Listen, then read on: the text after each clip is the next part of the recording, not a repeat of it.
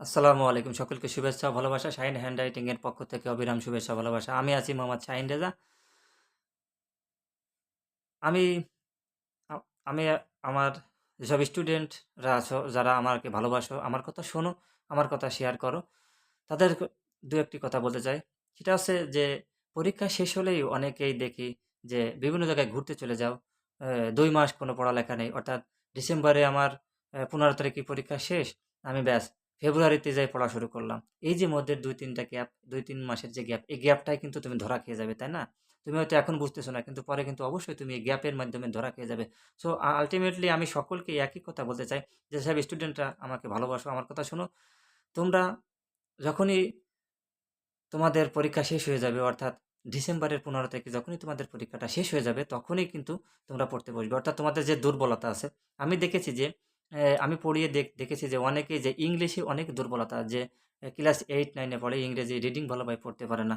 অর্থাৎ ক্লাস 8-9 এ পড়ে, তারা গ্রামার কিছুই জানে না। পার্ট অফ স্পিচও জানে না, প্রিপোজিশন জানে না, এ আর্টিকেল কয়টা তাও জানে না, আর্টিকেল কাকে বলে তাও জানে না, টেন্স কাকে বলে, কত প্রকার তাও জানে না। এগুলো বেসিক, যে বেসিক গুলাই তারা জানে না। আর যার কারণে যে সময় তারা মুখস্থ করতে যায়, ওটা কিন্তু মুখস্থ হয় না। ওটা মনে হয় যে পাহাড়ে ওঠা যত কঠিন, ওই ইংরেজি দেখলে কিন্তু তার চেয়ে বেশি কঠিন মনে হয়। কারণ কি? সেই ইংরেজি পড়তে পারে না।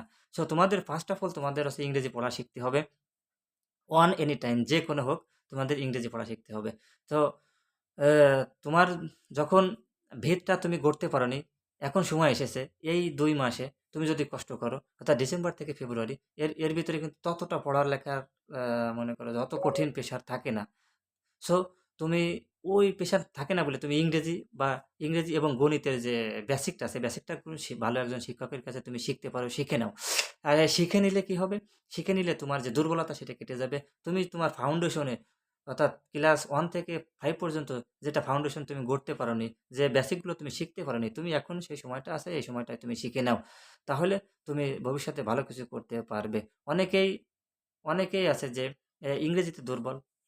অনেকে আছে গণিতে দুর্বল। এই গণিতে দুর্বল এবং ইংরেজিতে দুর্বল কাটানোর জন্য তোমাদের অবশ্যই আজ থেকে এই যে ২ টি মাস সময় পাচ্ছ, ডিসেম্বর থেকে ফেব্রুয়ারি পর্যন্ত, অর্থাৎ এই সময়টা পড়ার চাপ কম থাকে। এই সময়টা তুমি ভালো একজন টিচারের কাছে যাও।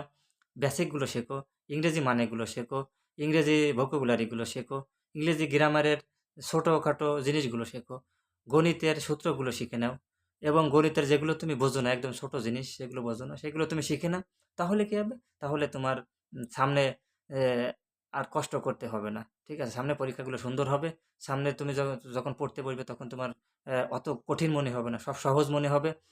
এবং তুমি ভালো একজন স্টুডেন্ট হয়েও যে সামনে এগোতে পারতেছো না, তার জন্য তুমি কি চেষ্টা করো, তাহলে তুমি অবশ্যই সামনে এগিয়ে যাবে। অবশ্যই তোমার জন্য গোল্ডেন এ প্লাস তোমার জন্য সামনে ধরা দিবে।